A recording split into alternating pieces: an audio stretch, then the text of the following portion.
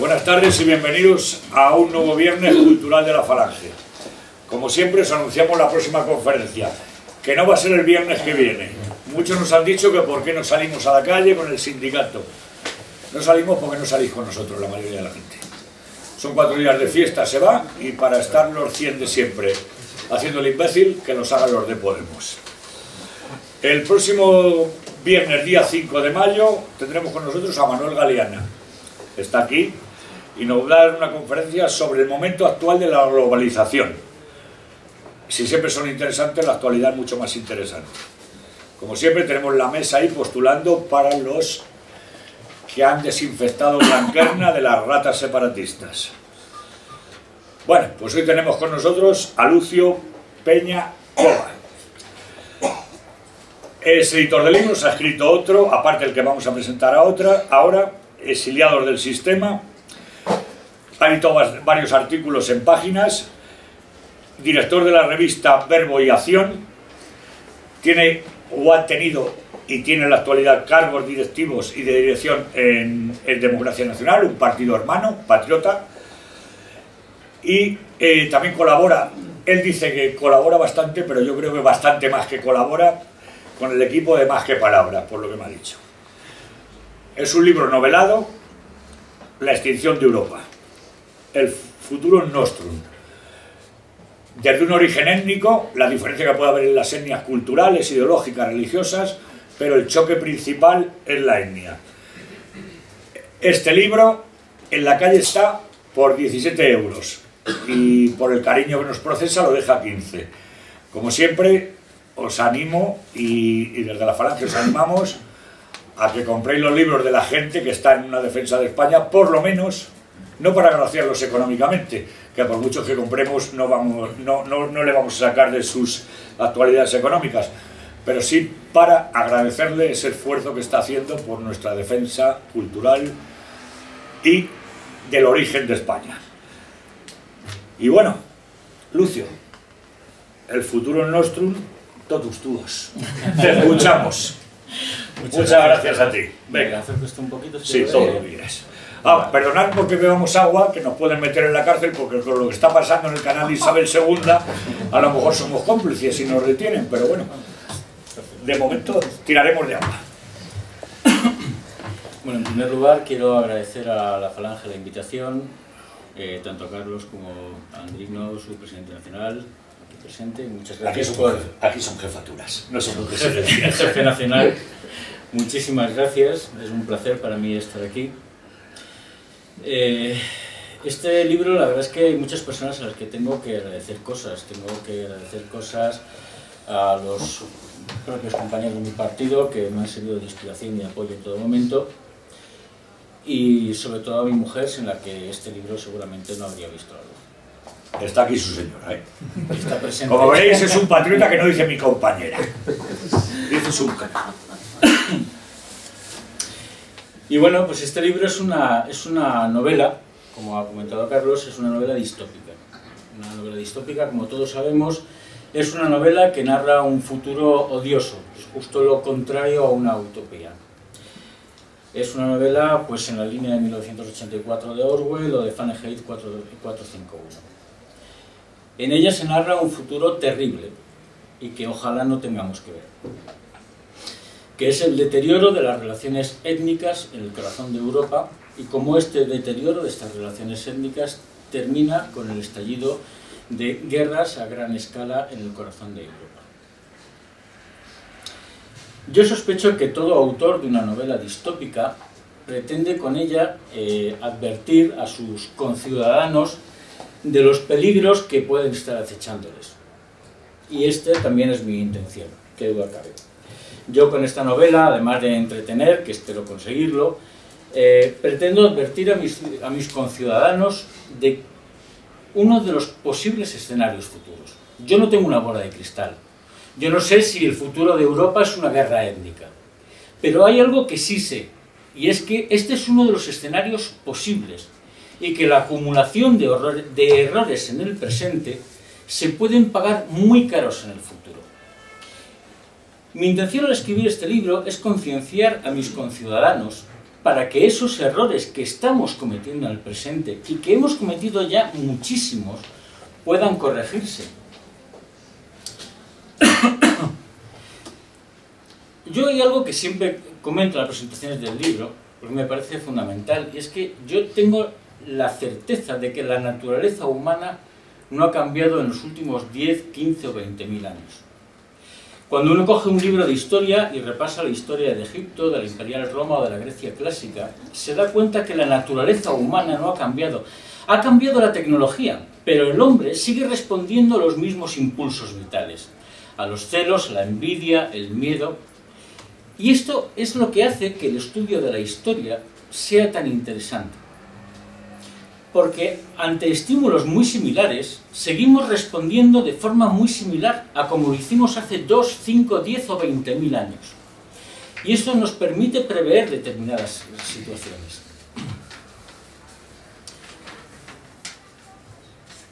En esta novela, yo intento advertir sobre los peligros de la multiculturalidad, o más bien sobre el fracaso de la multiculturalidad. Pero esto no es nuevo.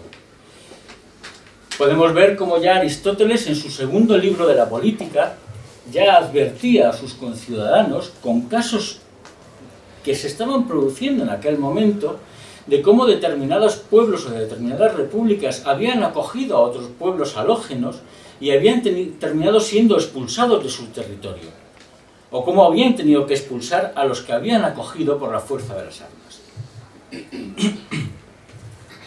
Sin embargo, por alguna razón, especialmente la parte más progresista de la sociedad, llegó a la conclusión de que éramos mejores que de lo que habíamos sido nunca en la historia de la humanidad y que lo que no habían conseguido nuestros ancestros, nosotros de forma casi milagrosa lo íbamos a conseguir. Pero sin embargo la historia nos dice lo contrario.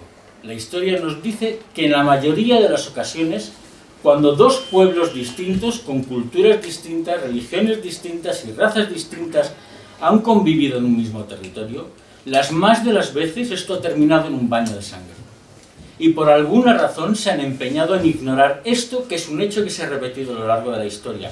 Y no de la historia lejana, no estamos hablando de hace 5.000, 10.000 años. Estamos hablando de nuestra historia reciente, de la actualidad. Ustedes, si entienden la televisión, cuando ven el conflicto entre judíos y palestinos en Israel, esto tiene mucho de conflicto étnico, o todo de conflicto étnico. Es que la guerra de la ex-Yugoslavia, cuando se balcanizó la ex-Yugoslavia, eso fue un conflicto étnico. Es que las matanzas entre Hutus y Tutsis fueron conflictos étnicos. No estamos hablando de algo que ha ocurrido hace miles de años. Estamos hablando de algo que a día de hoy sigue ocurriendo, que ha ocurrido a lo largo de toda la historia de la humanidad y que se han empeñado en que a nosotros no nos puede ocurrir. Y esto es profundamente falso. Es un riesgo real, palpable y puede ser inminente.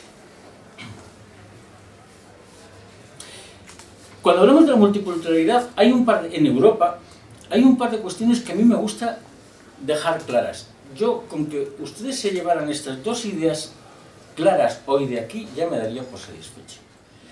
La primera es que la multiculturalidad es un fenómeno monocultural. Solo la sociedad occidental se ha lanzado a este suicidio colectivo.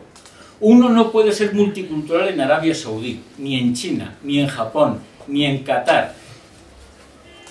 Solo los pueblos occidentales han sido engañados para este suicidio colectivo. Y la otra idea que me parece que es fundamental también es que estas políticas multiculturales, estas políticas de inmigración masiva, que son las políticas que probablemente más profundamente y de forma más irreversible van a cambiar Europa, seguramente no hay ninguna otra decisión política a lo largo de la historia de Europa que haya cambiado más profundamente nuestra civilización y de forma más irreversible, se han llevado a cabo sin una sola consulta popular. Los gobiernos europeos, que presumen de ser demócratas, han llevado a cabo las políticas más importantes de nuestra historia sin una sola consulta a los ciudadanos europeos. Porque además saben cuál es la respuesta y la respuesta no les gusta. No la queremos. No recordamos que nadie nos haya preguntado si la queríamos. No nos gusta. Y sabemos, intuimos que nos están llevando a un desastre. Perdón.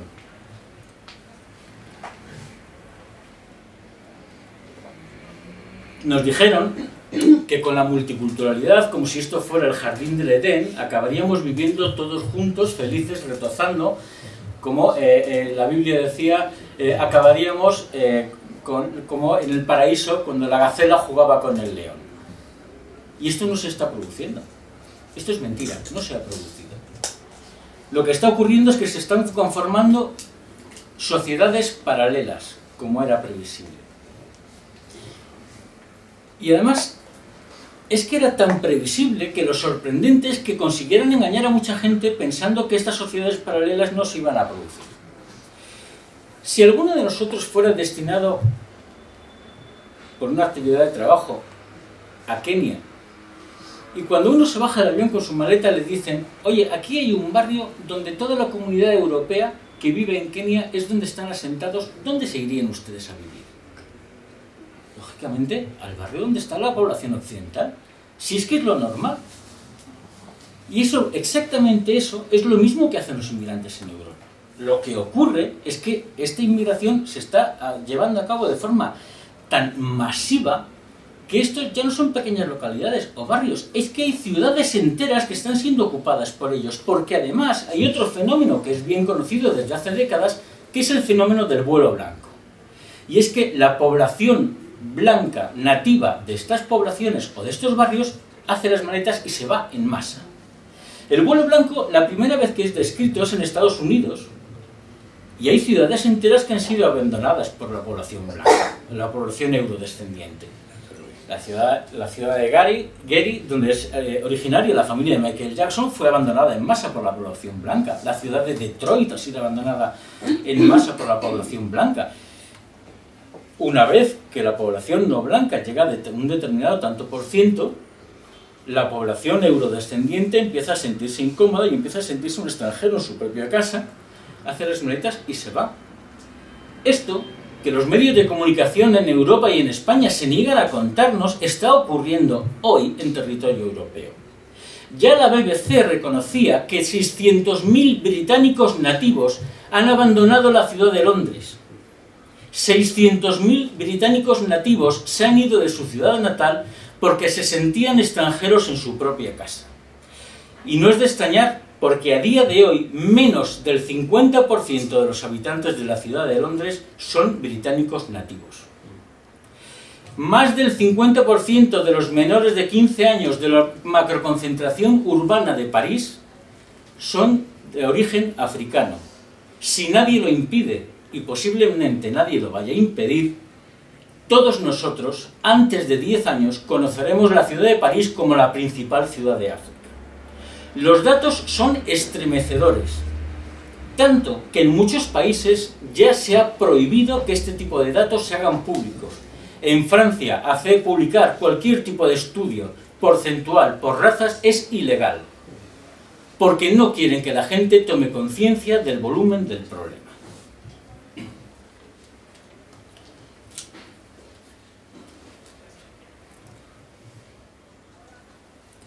Cabría preguntarse si esto solo va a ocurrir en pequeñas localidades o en grandes ciudades. Porque, por ejemplo, en Estados Unidos, en el estado de California, el vuelo blanco ya se ha empezado a detectar.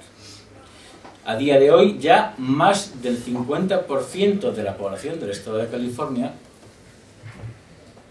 es de Sudamérica. Son latinos. Ojo, pocas bromas. El estado de California, si fuera independiente, sería la quinta economía mundial. Y ya tienen más de un 50% de habitantes que no se sienten totalmente norteamericanos. Y los norteamericanos nativos se están empezando a ir a otras zonas de Estados Unidos racialmente más homogéneas.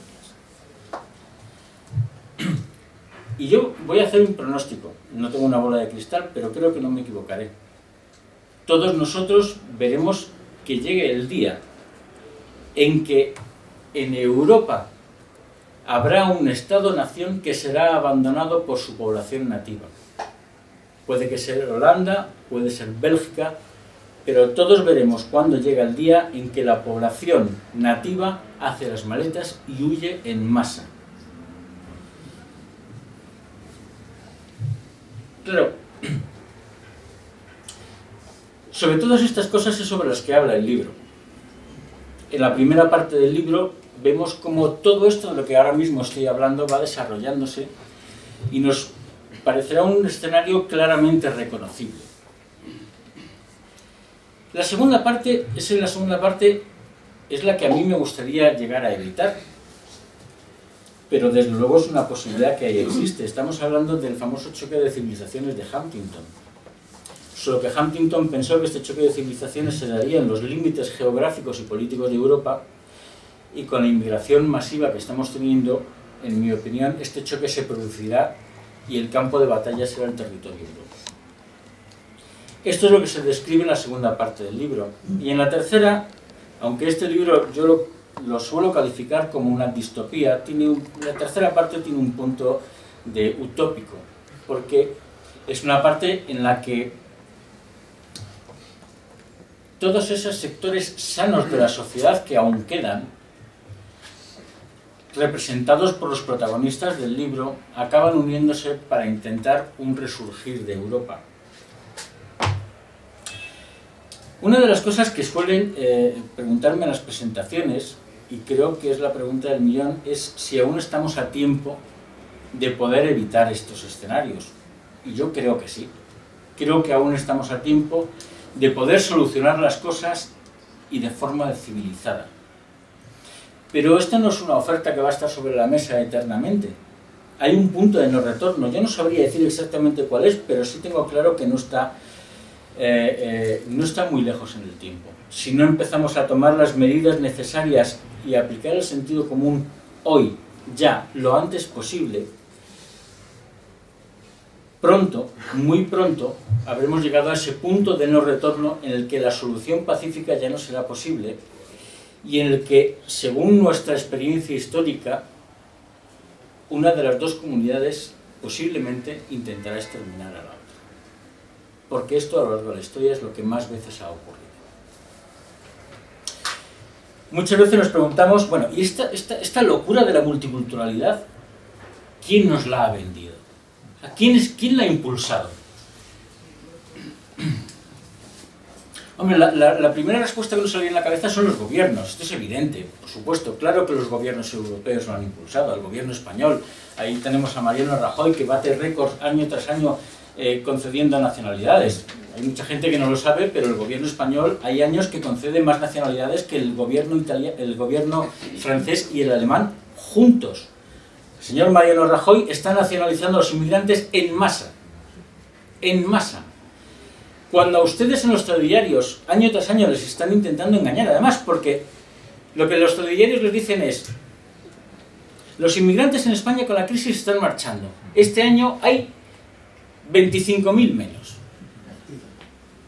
Bueno, pero es que, claro, ya no cuentan a los que ha nacionalizado. Si usted ha nacionalizado a 150.000 inmigrantes, que son lo que ellos llaman los nuevos españoles, y solo hay 25.000 menos, si usted nacionaliza a 150, que ya no cuentan como inmigrantes, y solo hay 25.000 menos, lo que me está usted diciendo es que han entrado 125.000 más. Y esta es la mentira que todos los años todos los telediarios nos cuentan. Y además, o los periodistas son muy tontos o todos están en el ajo, porque ninguno se preocupa de explicarnos estas cifras tan sencillas que cualquiera puede entender. Pero yo apostaría a que por encima de los gobiernos actúan fuerzas ocultas. Hagan un poco de memoria, porque en el 2010 la señora Merkel, la gran paladín de la multiculturalidad actualmente en el mundo, dijo que la multiculturalidad había sido un estrepitoso fracaso. Esto lo dijo la señora Merkel en el año 2010. Pero es que por esas mismas fechas el señor Sarkozy, presidente de Francia, dijo lo mismo. Y el presidente británico dijo lo mismo. ¿Por qué, si los líderes de las principales potencias occidentales dicen abiertamente a la prensa: oiga, la multiculturalidad ha fracasado, ¿por qué todos ellos acabaron plegándose y no solo no tomaron ninguna medida para ponerle remedio, sino que impulsaron y apretaron el acelerador en estas políticas que ellos creen que habían sido un fracaso? Hombre, creo que es evidente que hay fuerzas ocultas que son capaces de doblegar la voluntad de la señora Merkel y de los principales líderes europeos. Actualmente la señora Merkel no solo no defiende que la multiculturalidad ha sido un fracaso, algo en lo que yo estaba totalmente de acuerdo con ella, porque ese panorama que se nos vendía de la gacela y el león jugando no se ha producido. Estamos en sociedades paralelas, cada vez más separadas, cada vez más enfrentadas y con unos enfrentamientos cada vez más violentos. Ayer tuvimos un ejemplo claro de esto.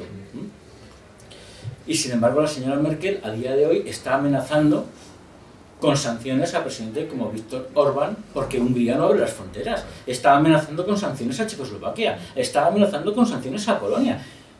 Si esta mujer no tiene un amo que es capaz de hacerla doblar el espinazo, ¿por qué esta mujer está amenazando con sanciones a presidentes que no quieren llevar a cabo unas políticas que ella misma consideró de fracaso?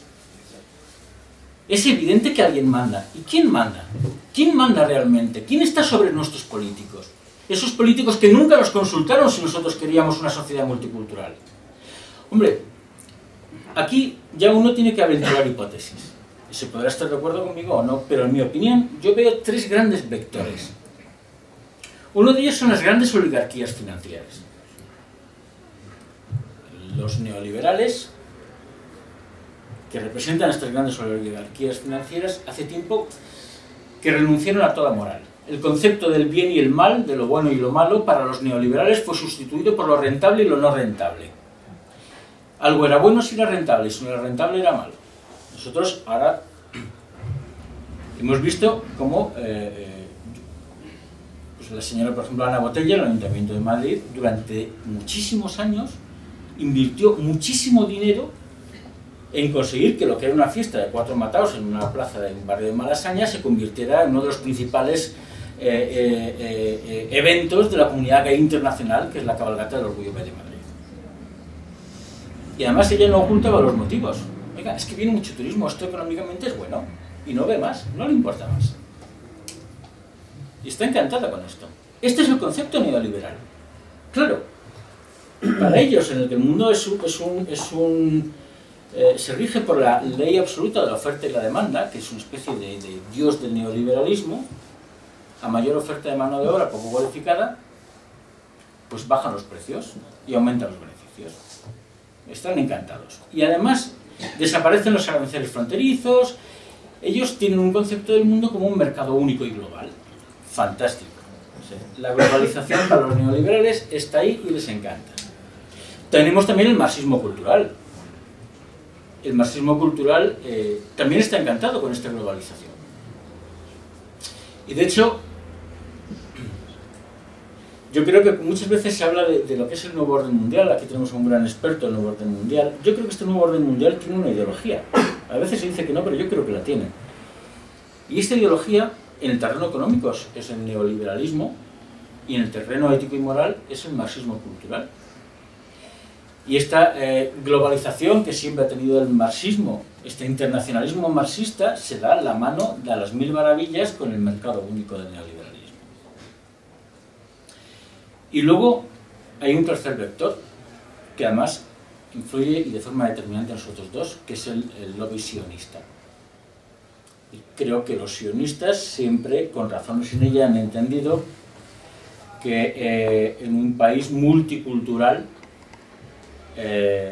una minoría judía llamaba mucho menos la atención que en un país homogéneo donde el único elemento halógeno era la minoría judía. Estas sociedades homogéneas con una minoría judía siempre las han considerado potencialmente peligrosas para ellos y además dificultaban sus negocios que siempre se han basado en la infiltración. Creo que estas son las tres principales fuentes. Y este es el escenario en el que nos encontramos, cerca del punto de no retorno, con unas tensiones étnicas creciendo, las vemos todos los días, por desgracia, de mano del terrorismo islámico, aunque se intenten maquillar de locos, de casos aislados, etcétera, etcétera, pero es terrorismo islámico, y es innegable que aquellos países que no tienen presencia islámica o es muy reducida, pues como es el caso de la República Checa, de Hungría o de Polonia, no tienen este problema, y aquellos países donde tienen una comunidad islámica floreciente y cada vez más numerosa, como es el caso de Bélgica y de Francia, pues lo sufren con mucha más intensidad. Y el futuro, pues depende en buena medida de nosotros. ¿Será una guerra étnica o será una Europa más homogénea y sin ese tipo de problemas? Y sobre eso, no sobre otra cosa, es sobre lo que versa esta novela. Le di el formato de novela y no el formato de un ensayo porque me pareció que era mucho más fácil que una persona, un ciudadano de a pie, se identificara con los personajes protagonistas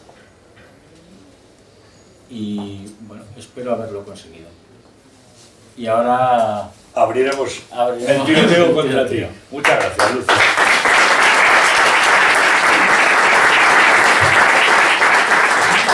Bueno, sin ánimo de discrepar, solamente aclarar una serie de cosas.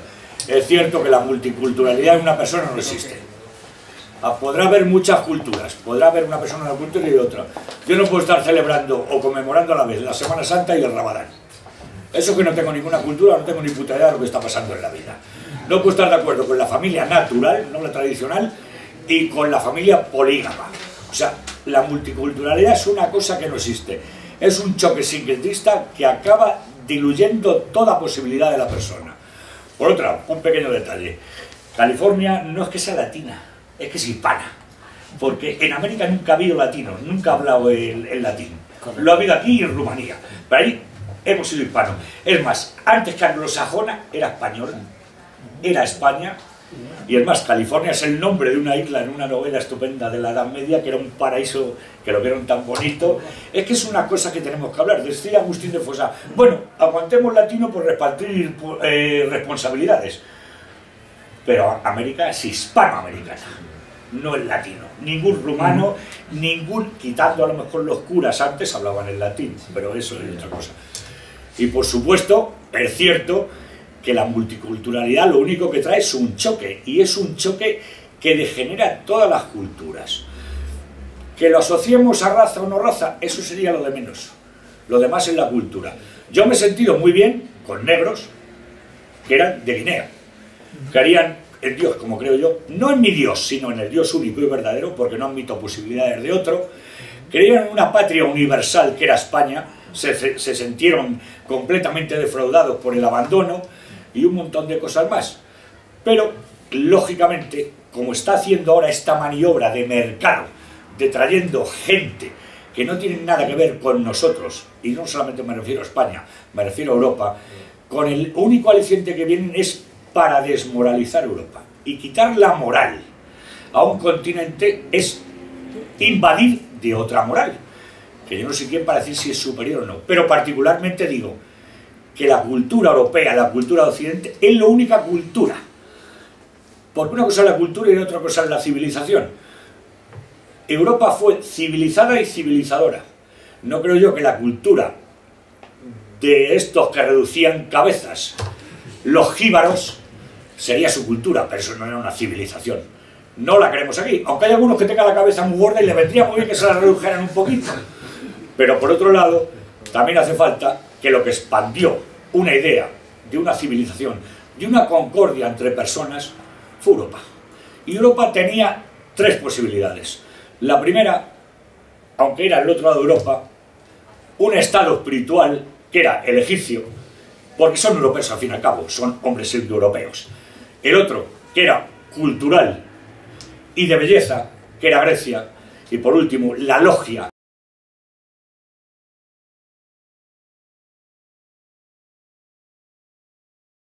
La logia, ¿qué estás pensando, Manuel? La lógica y la concordia para crear un orden que era Roma.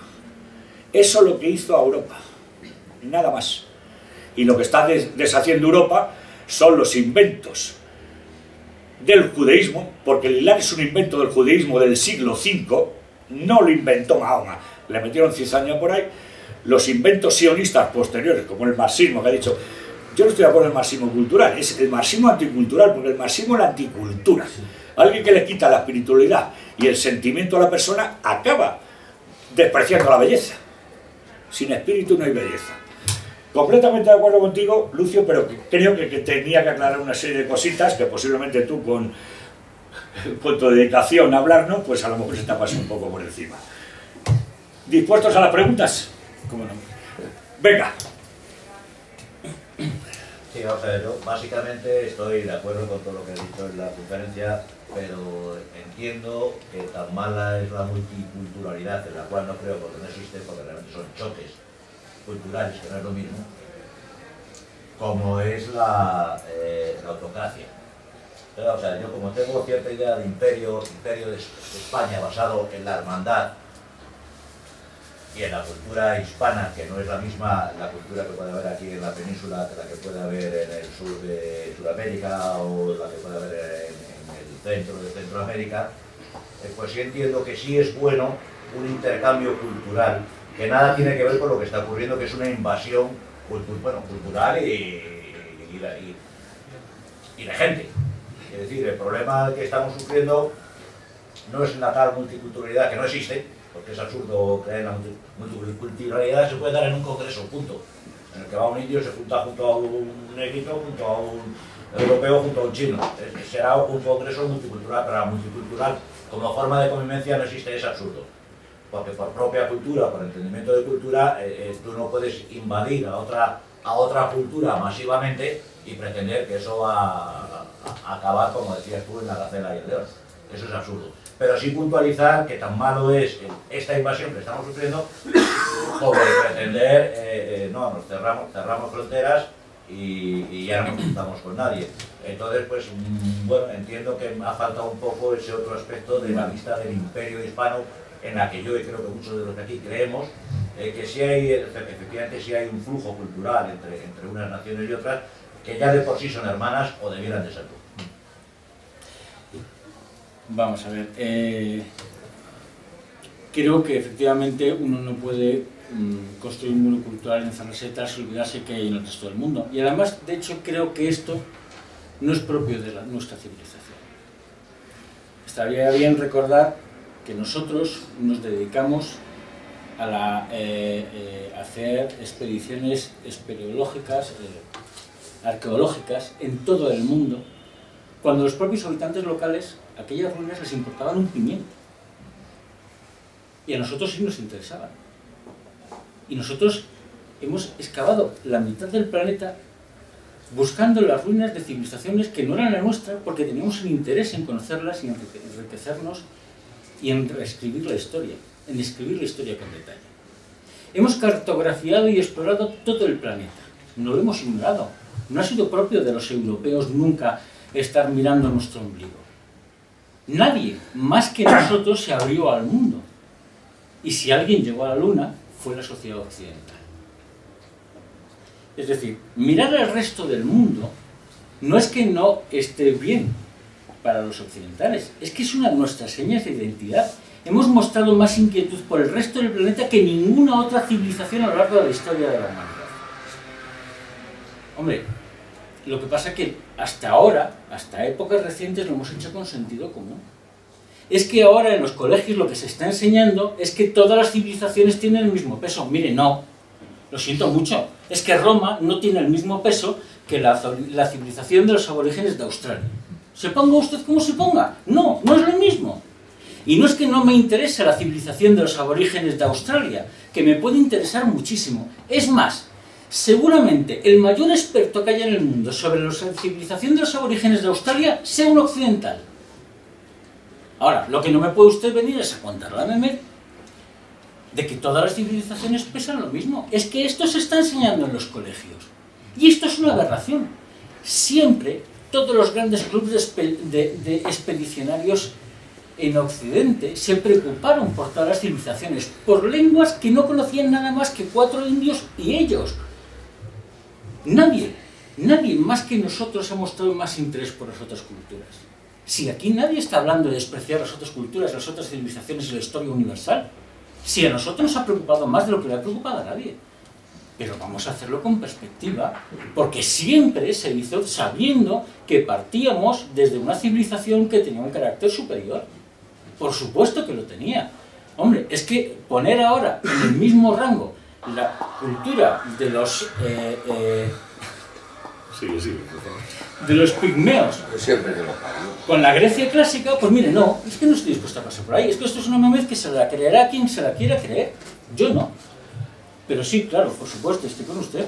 Hay que abrirse a otras culturas, como hemos hecho siempre, y hay que estudiarlas, y hay que entenderlas, y hay que conocerlas.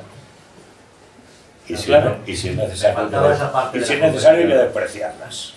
Y sí, Porque hay alguna es más. cultura, la No. cultura es una tradición de vida, Y si es y el que necesario, vive mal hay que despreciar no esa solo cultura. no despreciarlas, si es necesario, hay que combatirlas. Yo le voy a poner un ejemplo.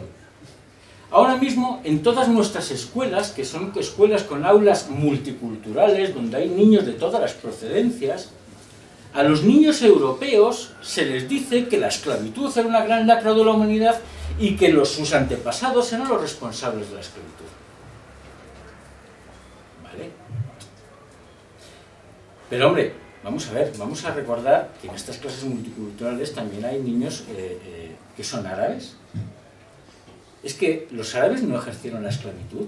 Es que nos hemos olvidado ya de que toda la infantería de choque del ejército otomano, es decir, los genízaros, eran niños cristianos robados de Centro Europa, que eran esclavos propiedad y que los mercados de esclavos de Oriente se nutrían con mujeres y niños robados de los saqueos de las costas de Europa. ¿Por qué esto no se les cuenta? ¿Por qué en esa clase multicultural donde hay niños españoles y niños saharianos, niños árabes, ¿por qué no se le dice a los niños árabes que ellos también tienen su cuota de responsabilidad? ¿Por qué no se le dice a los niños subsaharianos de la clase, oye, es que esto de que los europeos llegaban y cazaban al lazo a los pobres negritos es mentira? Llegaban a puertos mercantes donde compraban a hombres que ya habían sido esclavizados por reyes negros. Entonces también tendrán su cuota de responsabilidad. ¿Por qué no se le dice a los niños judíos de estas clases multiculturales, oye, es que el monopolio del comercio de esclavos durante centenares de años estuvo en manos de los judíos, hasta tal punto que los mercados de esclavos de Estados Unidos cerraban en las festividades judías? Es que ahora parece que la lacra de la humanidad, que fue la esclavitud, que fue una lacra de la humanidad, y no se puede negar ni se puede discutir, no fue solo responsabilidad nuestra, pero es que a nuestros niños se les enseña que sí, se les está envenenando. Cuando además lo que es realmente importante, que por eso he empezado con lo de que esas civilizaciones a veces hay que combatirlas, es que cuando la esclavitud desapareció fue porque los hombres blancos, a través del humanismo, de nuestra fe cristiana, decidimos que aquello moralmente no era aceptable y decidimos erradicarlo, no solo en el seno de nuestras civilizaciones, sino en el resto del mundo. Y después de la colonización, y muchas veces a través de la fuerza de las armas, porque hubo que cañonear barcos esclavistas turcos, impusimos al resto del planeta el fin de la esclavitud. Nadie más que nosotros. La esclavitud no terminó con ella el Islam. La esclavitud no terminaron con ella los negros del África subsahariana, ni los japoneses, ni los chinos. Fuimos nosotros, y allí donde hizo falta por la fuerza de las armas. Pero esto a nuestros hijos no se les enseña en el colegio. A nuestros hijos se les dice que ellos son los descendientes de los principales responsables de la esclavitud, para su vergüenza delante de sus compañeros de clase. Les están envenenando y a los compañeros de clase les están inculcando el odio hacia ellos. ¿Por qué se hace esto? Por supuesto que hay que combatir otras civilizaciones. Y si vemos casos como la esclavitud, y si vemos la antropofagia, pues habrá que combatirla. Hombre, hasta ahí tenemos que pasar. A ver si ahora va a resultar que el canibalismo es una muestra exótica de gastronomía local. Buen día. Ampliar un poco. Sabemos la ciudad de Nuremberg por lo del juicio, pero esa fue la última ciudad saqueada por los judíos de mujeres eslavas para llevárselas al Imperio Otomano. La última maniobra fueron más de 150 personas.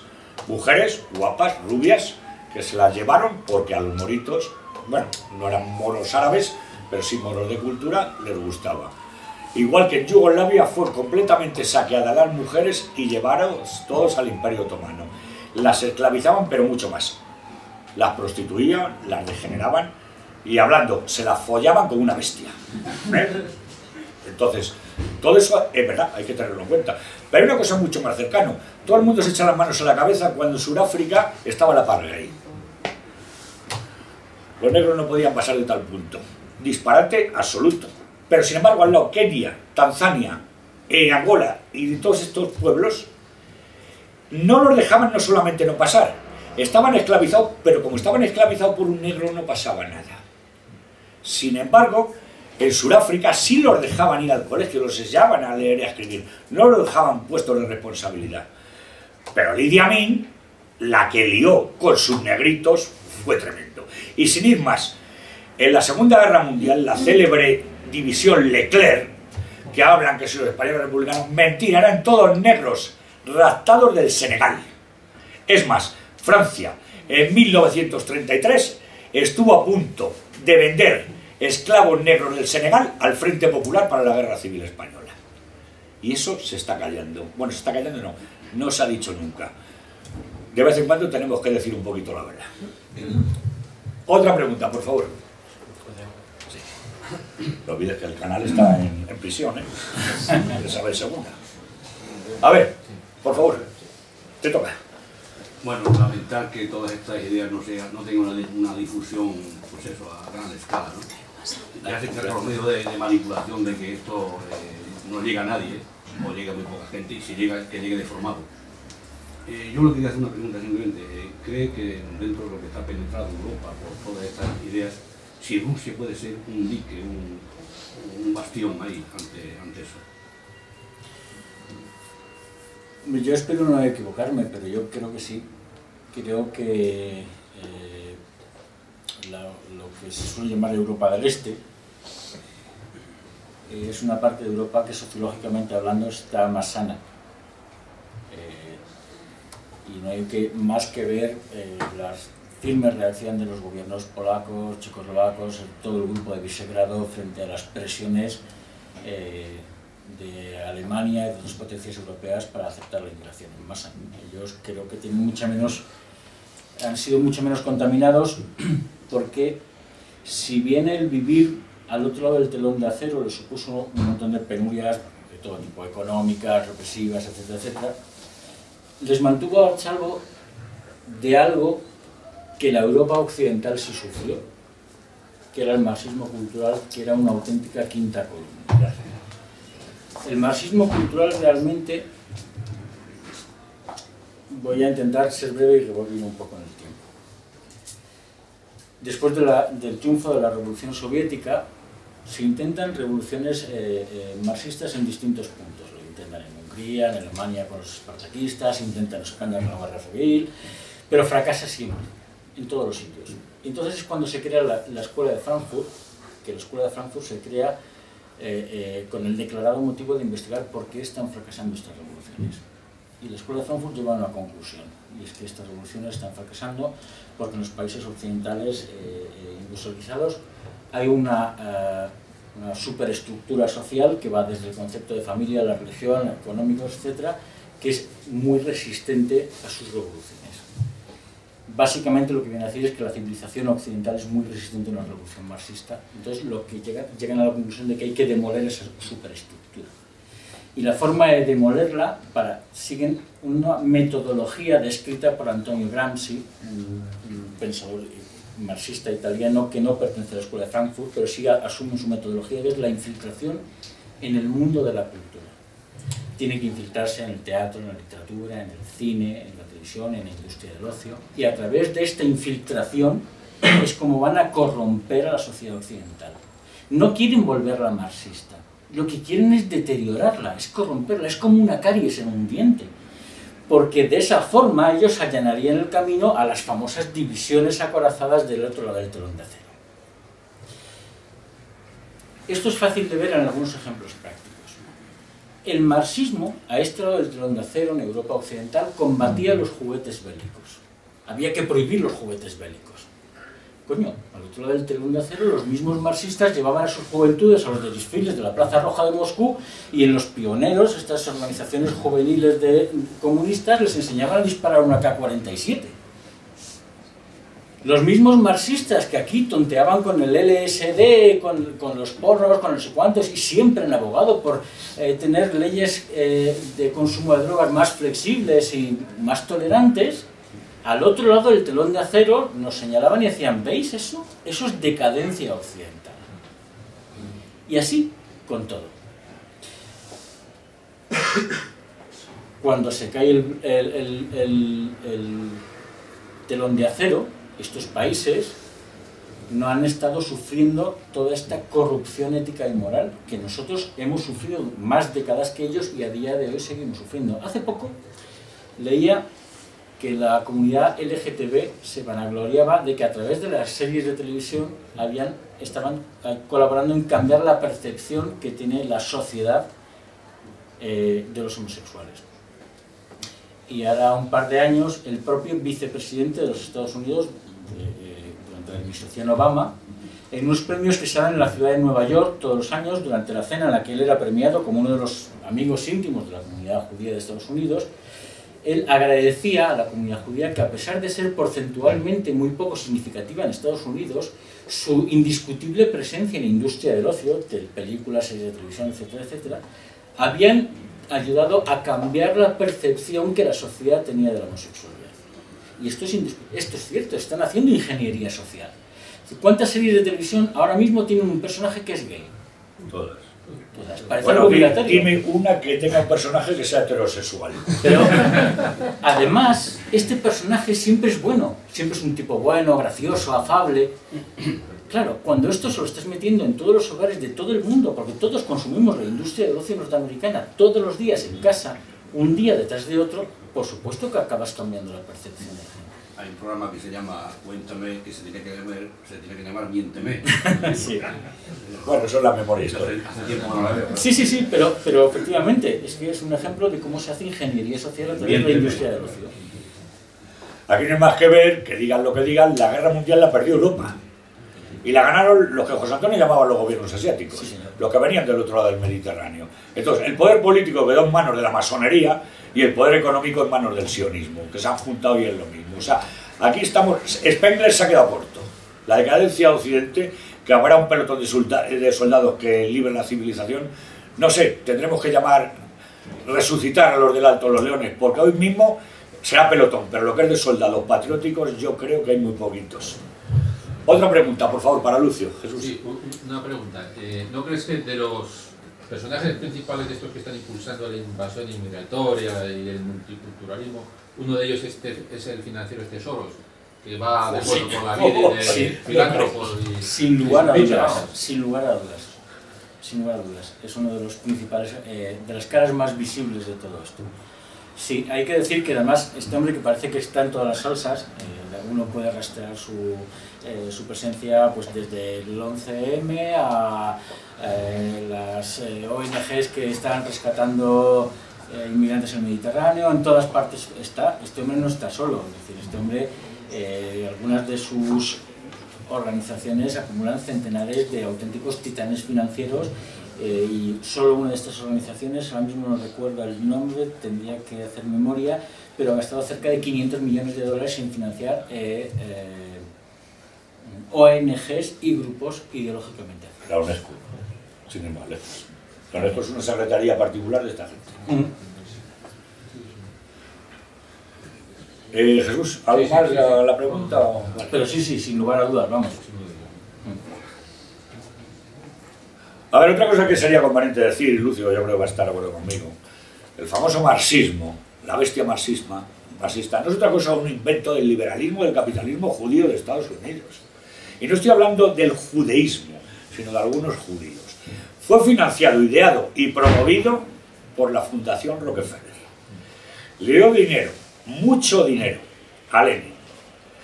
Le dio dinero, mucho dinero a Trotsky. Es más, Trotsky se lo llevó a Estados Unidos.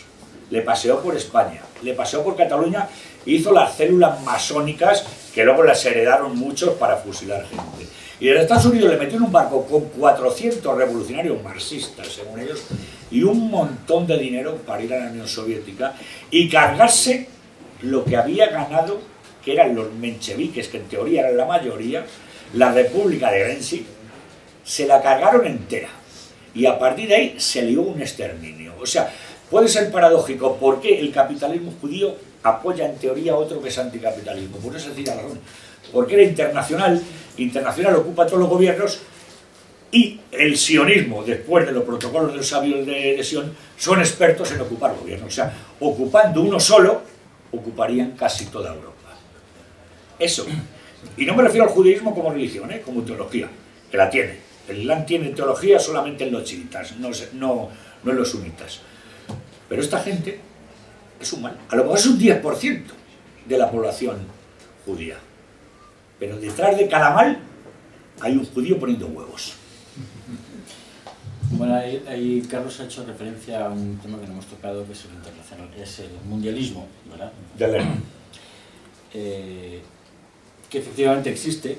Hay organizaciones supranacionales que cada vez tienen más fuerza y para los mundialistas hay un gran obstáculo vivo aún, que es el gran obstáculo a batir, que es el Estado-Nación. A mi modo de entender, un Estado-Nación es un pueblo que se auto-otorga una forma de gobierno con la capacidad de emitir leyes y hacerlas cumplir y de administrar el dinero. Esto es básicamente un Estado-Nación. Si nos fijamos, podemos ver cómo el propio Estado español es un buen ejemplo de ello. Cada vez más leyes son decididas en ámbitos supranacionales a nivel europeo y cómo cada vez más leyes son decididas a nivel local. Si vemos el dinero pasa exactamente lo mismo. Cada vez más dinero se administra en la Unión Europea y en organismos supranacionales o en organismos locales, como en el caso de España las comunidades autónomas. ¿Qué ocurre? Pues que dentro de poco el Estado español va a dejar de existir, porque llegará un punto en el que no le queda espacio para poder legislar, porque lo que no se legisla a nivel europeo se legislará a nivel autonómico, y no le va a quedar dinero para administrar, porque lo que no se administra a nivel europeo se administrará a nivel autonómico. Al Estado español se lo están comiendo por la cabeza y por los pies. Si a esto le añadimos que ese concepto de pueblo está siendo destruido por la inmigración masiva, porque dentro de poco, en lugar de un pueblo, vamos a ser un amontonamiento de gente inconexa, que no va a tener lazos de sangre, que no va a tener un pasado, una historia compartida, y que no va a tener unos principios éticos y morales compartidos, el Estado español ha dejado de existir y los mundialistas ganan la partida. Entonces, dentro de ese mundialismo, al que hacía referencia Carlos, la inmigración, sin duda, es una baza fundamental. Sí, aparte, bueno, cuando sale en 1957, me parece, el Club de Bilderberg, es que ven que iban muy lentos sus propósitos, entonces aceleran y se inventan la trilateral. La trilateral tenía un solo objetivo, que es lo que dice Lucio, acabar con el concepto de nación-estado y meter país y democracia. Todo lo que sea democracia es un arma diabólica, porque pone en las mismas condiciones el bien que el mal. Y eso no puede ser. Podrá ser que el bien tenga que destrozar el mal. El célebre judío Juan Jacobo Rousseau, el hombre nefasto citado por José Antonio, decía que nada es verdad ni es mentira. Y no voy a decir la poesía del color con el que se mira, sino que era un momento de ocasión que elegían la mayoría de las personas. La mayoría de las personas están en los medios de difusión. Hoy mirad quién está saliendo, una coordinación entre Antena 3 y el diario La Razón. Unos meapilas monárquicos con unos tuercemierdas que son los de Podemos, o sea, y están unidos. Ya han quitado todo tipo de referencia, han quitado todo tipo de familia, han quitado todo tipo de religión, han quitado todo, y entonces, pues bueno, pues la gente somos inertes, somos como los animales. Aparte hay que ver gente como Walt Disney, que ha humanizado a los animales. Que el papá oso llora mucho porque su hijo suspende. ¿Qué cojones? Yo cada vez que suspendía papá oso no, pero papá de Carlos me pegaba los hostias que me ponía ciego, macho. Y el papá osito, y qué buenos son. Y es eso, y nos han equiparado. Hace 7 o 8 años se ponen las Cortes de España equiparar al gran simio con el hombre. Y le ponen los mismos derechos. De acuerdo que Rubalcaba y compañía pueden ser el gran simio, y yo estoy completamente de acuerdo. Pero como decía Ortega, un felino no se puede desfelinar, un equino no se puede desequinar, pero un humano sí se puede deshumanizar. Y es lo que ha pasado, han deshumanizado a la persona. Entonces la persona, pues, si le molesta a un niño en la barriga, le mato. Si tiene 2 años, como decía Silter, un niño de 3 meses vale menos que un perro, porque no se queja por sí mismo. Llora mucho, mátale, que no pasa nada. Por casualidad no, detrás de cada uno de estos hay un señor judío. Otra pregunta, por favor. Sí, hola. Bueno, agradecer la conferencia y la presentación. Yo creo que, bueno, yo he leído el libro, lo recomiendo, la verdad que es muy ameno. Y creo que se ha definido muy bien en esta conferencia la situación en la que nos encontramos. Ahora mi pregunta es la siguiente, ¿y ahora qué? ¿Qué podemos hacer? ¿Cómo podemos afrontar esta situación y revertirla? Difícil. Es difícil, Lucio. Bueno, vamos a ver.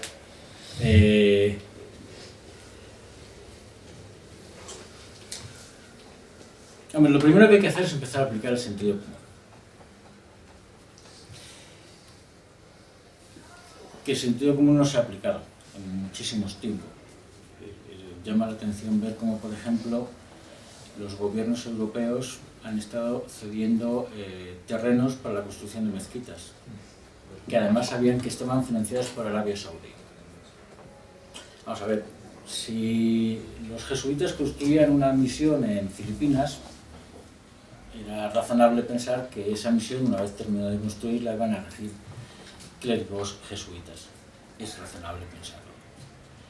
Si Arabia Saudí financia la construcción de mezquitas en toda Europa, es razonable pensar que los clérigos van a ser wahabitas, porque Arabia Saudí es la cuna del wahabismo, y el wahabismo es la forma más radical, más fanática y más violenta del Islam. Esta conducta absolutamente alocada de los gobiernos europeos ha propiciado situaciones tan absurdas como que a Europa llegaba un musulmán moderado, si es que esto existe, y en las mezquitas que se había permitido construir a Arabia Saudí en territorio europeo, este musulmán se convirtió en un musulmán radical. Esto, por supuesto, tiene que acabar, porque además hay un principio internacional que es el de retroactividad, que sirve en todo, en todos los ámbitos de la vida se utiliza. Arabia Saudí no permite la construcción de iglesias en su territorio nacional. ¿Qué hace Europa permitiendo a Arabia Saudí construir centenares y miles de mezquitas en toda Europa? Esta misma semana yo leía que en la ciudad de Londres en los últimos años se habían cerrado 500 iglesias y se habían abierto 400 y pico mezquitas. Y para que no les sea muy oneroso, les regalamos el terreno y les damos subvenciones. Pero es que además estas mezquitas son regidas por clérigos wahabitas, que son lo más radical y fanático de todo el Islam. Hombre, pues vamos a empezar a aplicar el sentido común. De principio, entiendo que las puertas de Europa ahora, de momento, se deben de cerrar. Creo que además, es una cuestión que es elemental. Si usted tiene un permiso para estar en Europa y su permiso es un permiso de trabajo y usted no tiene trabajo, pues su permiso queda rescindido y usted se vuelve a su casa. Pero es que esto es lógico. Si es que lo que hay que empezar a aplicar simplemente es el sentido común. Es decir, si yo pido un permiso para residir en Estados Unidos por estudios porque me voy a estudiar allí una carrera y yo abandono la carrera, yo tengo un permiso para residir en Estados Unidos para estudiar. Si dejo de estudiar, me vuelvo a casa.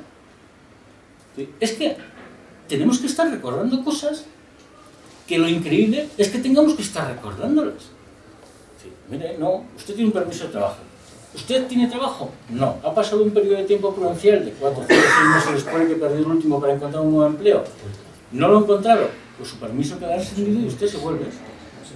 Hay que revisar las nacionalidades que se han concedido, porque se han concedido con unos criterios absolutamente absurdos. Aquí se ha olvidado que lo que estamos concediendo a una persona es la nacionalidad. Oiga, esto es muy serio. Es que esto no es un estatus jurídico, que es lo que nos han intentado hacer creer. Es que ser nacional de un país es mucho más que eso. Pero es que además hemos estado dejando que nos tomaran el pelo. España, por ejemplo, y la mayoría de los países europeos, no sé si todos, no contemplan la doble nacionalidad con Turquía. El ciudadano turco pide la nacionalidad española y se le concede automáticamente. Para los españoles pierde la nacionalidad turca, tiene que renunciar a ella.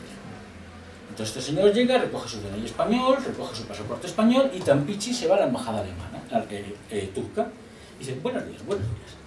Mire, es que me acabo de nacionalizar español. ¿Esto a ustedes les supone un problema? Y dicen, no, a los españoles sí, les dicen que no puede tener la nacionalidad, pero a nosotros no es ningún problema. Pues quiero renovar mi DNI turco y mi pasaporte turco. Aquí tiene.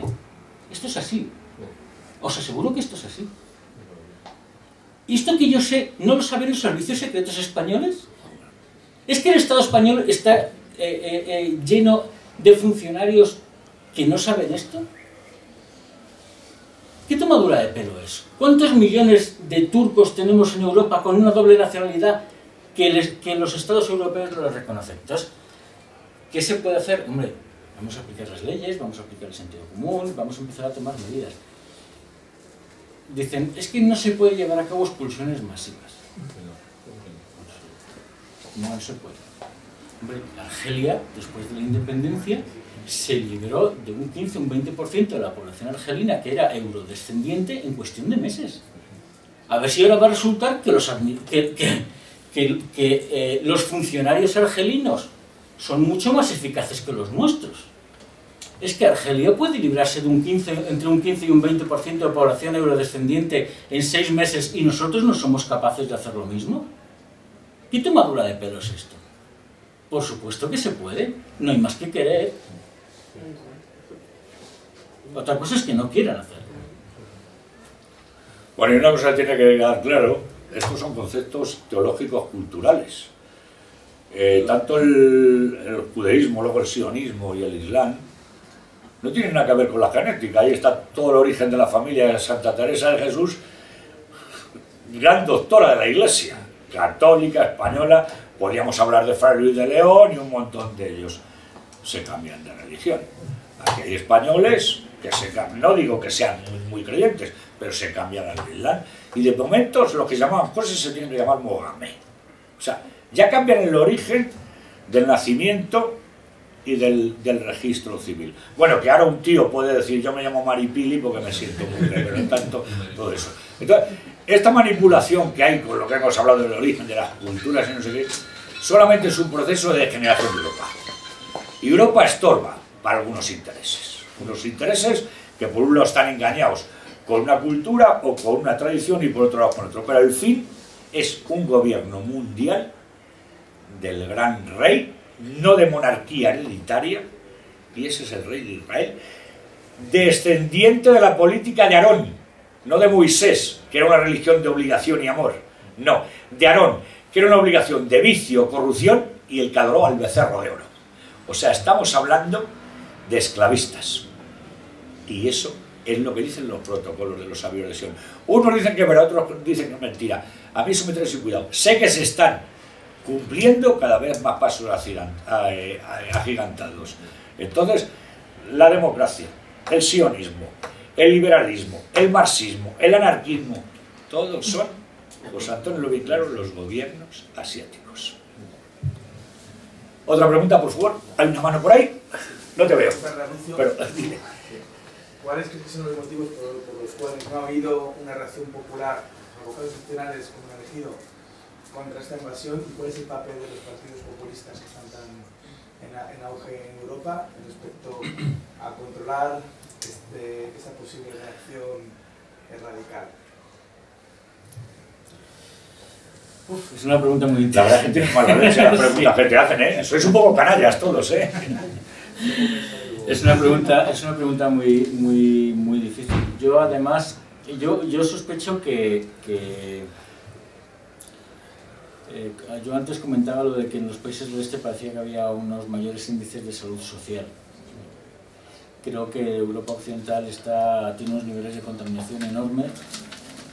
De hecho, en la novela, por ejemplo, cuando acaba estallando la guerra étnica, no es la parte de la sociedad occidental la que se lanza la que da el primer paso para esta guerra.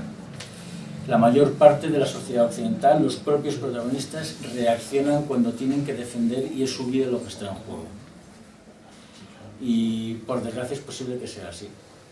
Yo creo que la sociedad occidental está excesivamente adormecida después de años de contaminación, y cuando hay pequeños conatos de que puedan despertarse, efectivamente se han utilizado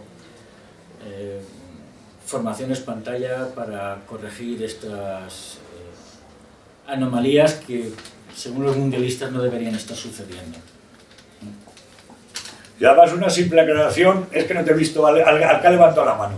Has dicho una palabra que creo que es una contaminación del sistema. ¿Qué es el populismo? Porque yo puedo ser populista. Un marxista también es populista. ¿Qué es el populismo? En teoría, etimológicamente, el populismo es el que es el partidario del pueblo, ¿no? Ismo es el sufijo partidario de... Lo llamo, hace 8 o 10 años, todo lo que nos parecía malo lo llamaban fascista. luego lo llamaron totalitario, ahora lo llaman populismo.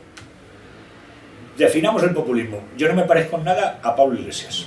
A él le llaman populismo, pero a nosotros también nos llaman populistas. ¿Por qué? Porque somos a lo mejor enemigos de esa globalización que quieran. Y ahora pregunto, ¿hay algo más totalitario que la globalización? ¿A que no lo hay? Entonces, no caigamos en los vicios del sistema.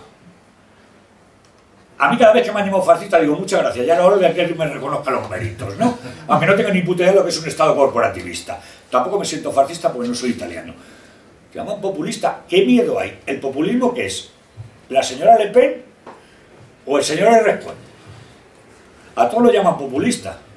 ¿Por qué? Porque hurgan en una necesidad social, unos a lo mejor con unos intereses y otros con otros. Por supuesto que somos populistas, somos un pueblo. El pueblo que se organiza y hace un Estado es una nación.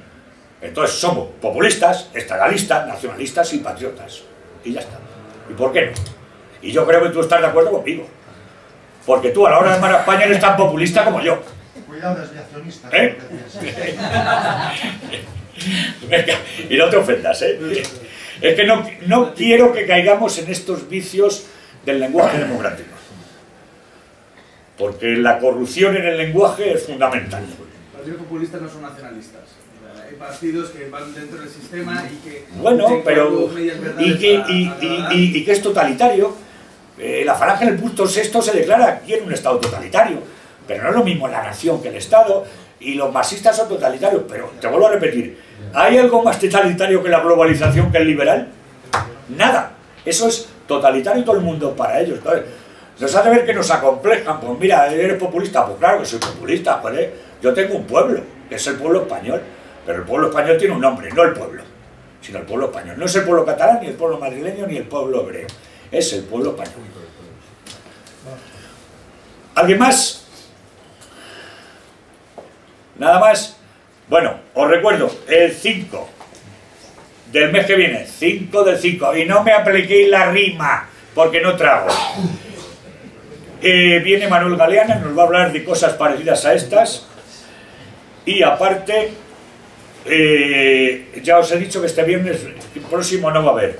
Y por supuesto, os animo, y yo me animo, que compremos el libro, que nos lo deja más barato que en la calle, y sin duda alguna, aunque sea una novela, como tiene una sugestión histórica y sobre todo de futuro, lo puede enriquecer muchísimo.